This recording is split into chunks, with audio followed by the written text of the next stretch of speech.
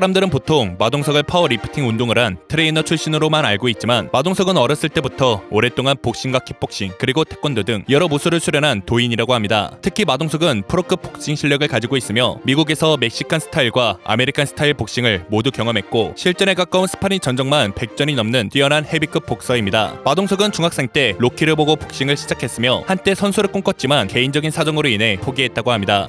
무서워하는 동물로 병아리를 뽑았는데 잘못 찌면 터질까봐 무섭다고 합니다. 마동석의 눈은 사시입니다. 무섭게 생긴 인상이 더 무섭게 생겨 보인다는 것과 영화에서 마동석이 주로 맡은 캐릭터를 고려하면 오히려 배우로서 장점이 아니냐는 사람도 있습니다.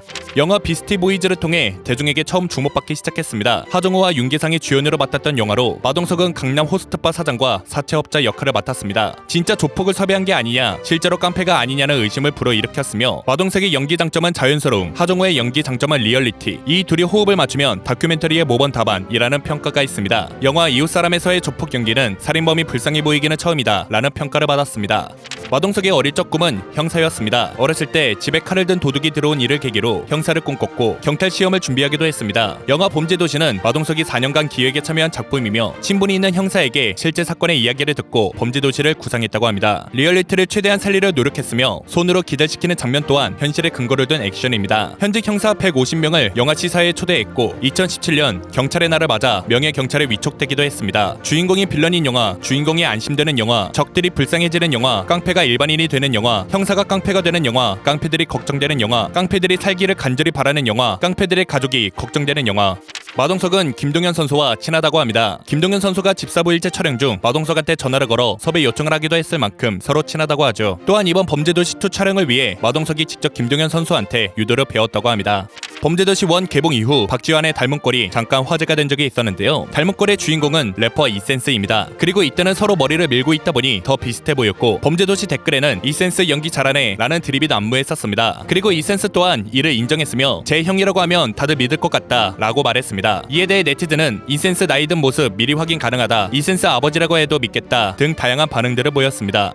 박지환은 장르를 넘나들며 엄청난 연기를 펼쳐 시청자들한테 강렬한 인상을 남겼습니다. 또한 사투리, 외국어, 연변 사투리를 사용하는 연기도 했었을 만큼 다양한 장르의 영화를 촬영했죠. 특히 박지환은 범죄도시에서 찰진 조선족 억양과 표정 연기가 실제 조선족이라고 해도 믿을 만큼 리얼한 연기를 보여줬으며 연변 사투리를 공부하기 위해 연변말을 하는 친구한테 녹음을 부탁해서 연변 사투리를 음악 듣는 것처럼 통째로 외웠다고 합니다. 이에 대해 네티즌은 박지환이 표준어를 쓰는 영상을 보면 가끔 적응이 안 된다 라는 반응들도 보였습니다. 참고로 평상시에는 부드럽고 순둥한 목소리를 가진 배우이죠. 영화 범죄도시, 마야광, 1987 등에서 강렬한 연기를 보여줬던 박지환은 성격이 무서울 것 같다는 오해를 받는다고 하는데요. 실제로 배우 강하늘은 박지환을 처음 만났을 때 박지환이 머리를 풀어헤치고 걸어오는 모습을 보고 저 사람이랑 촬영할 때 힘들 수도 있겠다 라고 생각했다고 합니다. 그러나 예상과는 달리 박지환은 한쪽 머리를 귀 뒤로 넘기면서 우리 잘해봐요 라고 말하며 부드러운 모습을 보여줬다고 합니다. 참고로 본인도 가끔 거울을 보고 놀란다고 합니다. 그리고 평소에 책이랑 시집도 많이 읽는다고 하며 좋아하는 사람한테 시집을 선물하기도 하고 편지도 한 구절 적어서 준다고 하죠. 또한 취미는 캠핑이라고 하며 대략 10년 넘게 캠핑을 다닌 프로 캠핑 매니아라고 합니다.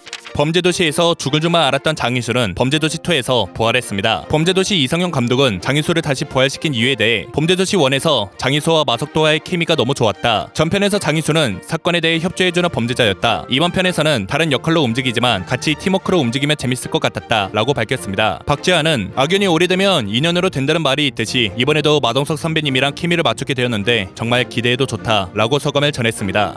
손석구는 공장기계 전문 제조업체의 대표 이사입니다. 해당 회사는 매년 수십억의 매출을 기록하고 있으며 배우로 활동하기 이전부터 경영했다고 합니다. 그래서 한때 취미로 연기하는 배우라는 수식어가 붙기도 했었지만 취미라고 하기에는 다양한 곳에서 매우 좋은 연기를 보여줬죠. 그리고 현재는 대표 이사직을 맡아 경영에는 관여를 안 하고 있다고 합니다.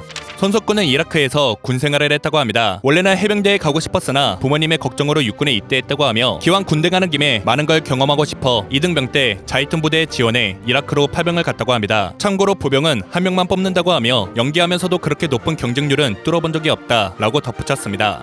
손석구는 중학생 때 미국으로 조기 유학을 갔으며 시카고 예술대학에서 미술과 영화를 공부했습니다. 그래서 연기보단 연출에 관심이 많아 다큐멘터리 감독을 하고 싶었다고 합니다. 그러나 군 생활을 하면서 다른 걸 해야겠다는 생각이 들어 잠시 꿈을 접었다고 하죠. 이후 2021년 배우들의 단편 영화 연출 프로젝트 언프레임드를 통해 감독으로 데뷔했으며 영화 제목은 재방송입니다. 손석구가 재방송을 연출하며 가장 중요하게 생각한 건 리얼리티였다고 합니다. 소소하고 일상적인 이야기를 하고 싶었고 인간 극장을 보는 느낌이면 좋겠다 라는 생각으로 만들었다고 합니다. 참고로 재방송 댓글에는 손석구의 탁월한 연출과 각본을 칭찬하는 감상평이 가득했죠.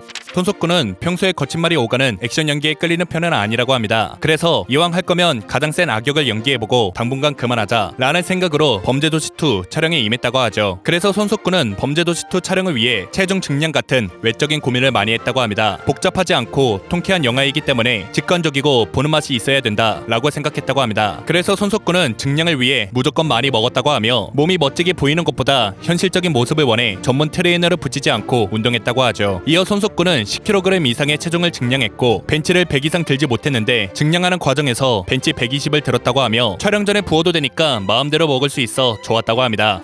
최기환은 1996년 부천의 밀매그단에 들어가 연극 배우로 데뷔했습니다. 이후 여러 영화와 드라마의 조연으로 출연하다가 2014년 드라마 미상에서 박대리 역을 통해 대중에게 얼굴을 본격적으로 알리기 시작했습니다.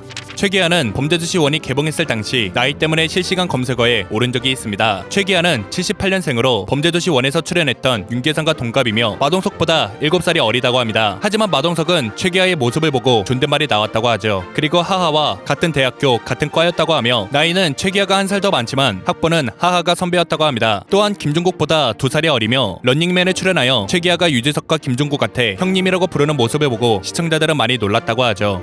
최기환은 다양한 연기를 시도한 배우이며 특히 악역을 할 때가 가장 편하다고 합니다. 최기환가 나쁜 녀석들 2를 촬영했을 당시 촬영이 너무 힘들다 보니 촬영 전부터 늘 화가 나 있었다고 합니다. 그래서 화가 난 감정 그대로 연기를 몰입할 수 있어 편하다고 하죠. 하지만 그때 황금빛 내 인생을 동시에 촬영하고 있었을 때였고 악역과 선한 두 캐릭터를 연기하느라 감정 변화가 너무 심해서 고생했다고 합니다. 그리고 어느 하루는 2개의 작품을 동시에 촬영하는 날이 있었다고 하며 오전 9시에는 황금빛 내 인생에서 빵을 써는 연기를 하고 오후 9시에는 나쁜 녀석들 2 촬영에 가서 사람을 써는 연기를 했다고 하죠. 이에 김상경 배우는 다중 인격적인 게 있어야지 배우를 잘한다. 최기환은 좋은 배우다 라고 말하며 칭찬했습니다.